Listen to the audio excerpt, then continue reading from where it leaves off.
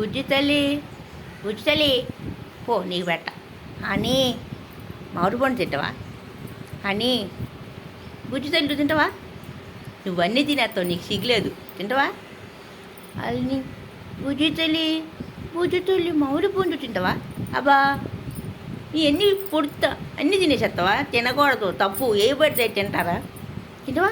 Mango Frooti fresh and juicy వెళ్తావా? అబ్బా చా. అని నీకు మామిడి పండు వద్దా?